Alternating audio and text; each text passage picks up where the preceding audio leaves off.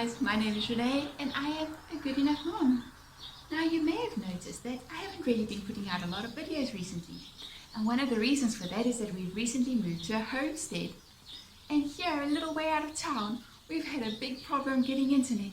So we've tried this and that, and at long last we have managed to get our internet installed in our new home. Now that we've got reliable internet, I can't wait to show you all the things that we've been doing around our homestead. I'm going to be sharing some of the ways that we've been fixing up our house, getting our homestead ready to do real homesteading, and the things that we're doing in homeschooling, and some of the fun farm activities that we've been doing in the area around here. So let's get started.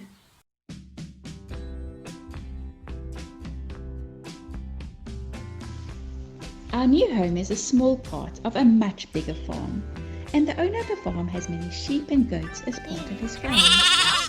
Although most of the kids and lambs stay with their moms, these 3 kids and 1 little lamb were rejected by their mom and needed to be bottle fed. The gentleman that cares for them allowed us to come and feed them for their evening bottle. So every day at about 5 p.m. and on Saturday mornings, we would help him to feed the kids and the lamb and to put them to bed.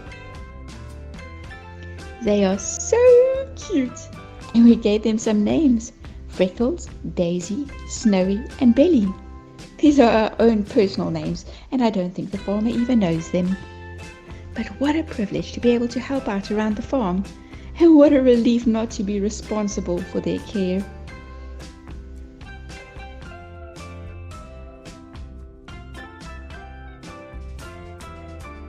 This is them just a few days later. One really can't believe how much they grow in just a few days.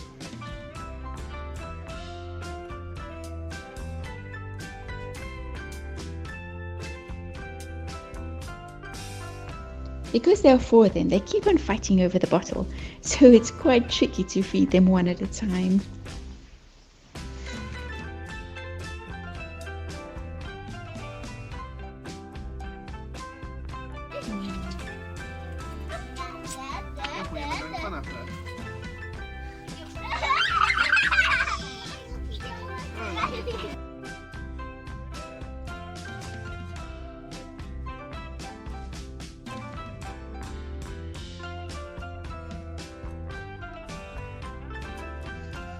Now I have tried all sorts of methods to store my spices over the years, and I've bought all sorts of commercial storage solutions to try and store them. But in the end, I have found that storing my spices in a drawer with this do-it-yourself spice rack has worked the best for me. Because you can make it fit into any drawer, and you can pack your spices in their original containers closely together. And because of the slight gradient, they don't spill in the drawer. Now this is the same spice rack that I used in my previous home, that I made from just normal cardboard, gift wrapping paper and contact adhesive. And I've been using it for the last 8 years and it still looks great.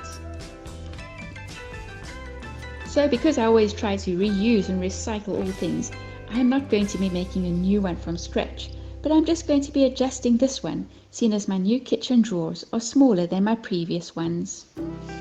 But as I cut my old spice rack smaller, you can easily see how I made it and make one for yourself. You start off with a cardboard base, the same size as your drawer.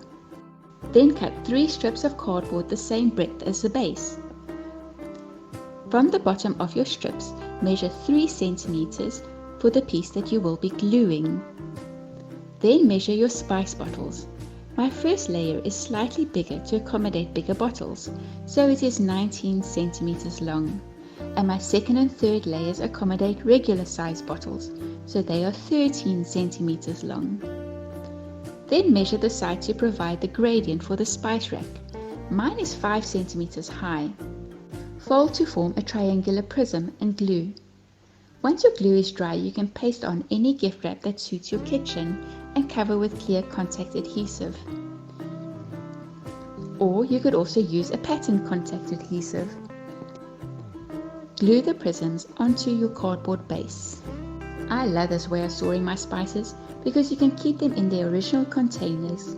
You can pack them very closely together, and because of the slight gradient, they don't spill in the drawer.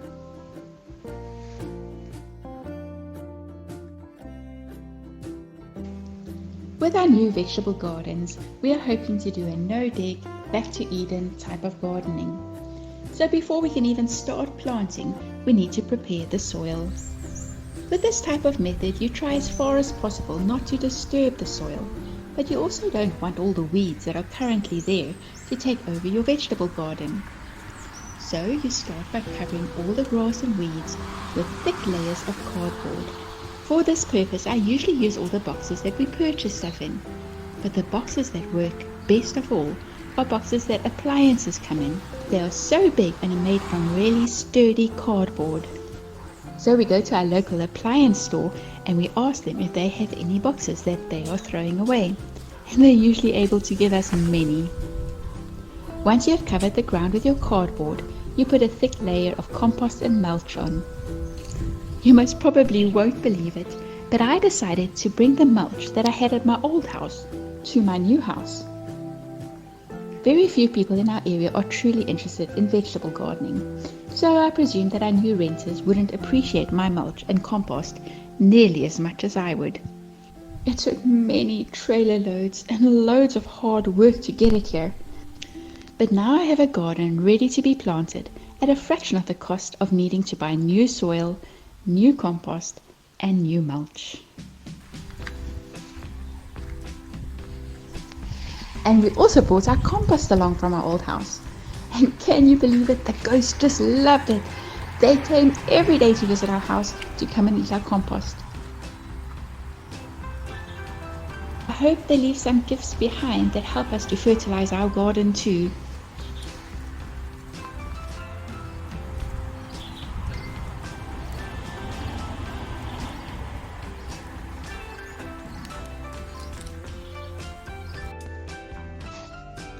Seeing as our new house used to be used as guest accommodation, it didn't have any plumbing for a washing machine or a dishwasher.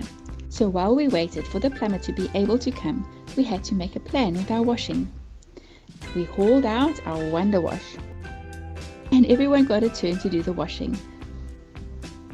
We have a Sputnik, or Wonder Wash, especially for times like this, when we don't have a washing machine.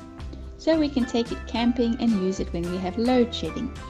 In South Africa, we have what's called load shedding, because there are times where there isn't sufficient electricity for the whole country. So different areas go without electricity for a time period to try to even out the load. So having a Sputnik or a Wonder Wash is really helpful for emergencies. We always do a full load. You start by dissolving 2 teaspoons. Yes, you heard correctly, only 2 teaspoons of washing powder in 6 liters of water. Pour the water into the drum, add the washing, fit on the pressure lid, attach the handle, turn approximately 1 turn per second for 2 minutes. Unscrew the lid, drain the water by inserting the water release valve. To rinse the load, fill the drum with clean water and add a teaspoon of fabric softener if you'd like.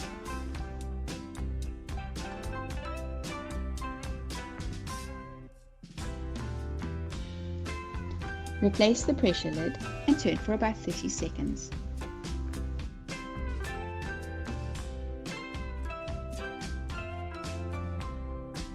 Insert the release valve to drain the water.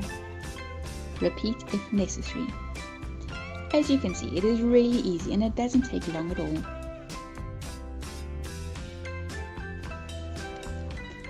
The only drawback I find is that it takes a long time to drain and the washing is very wet when it comes out. But this is really a cost-effective and easy and effective way to do washing if you don't have a washing machine.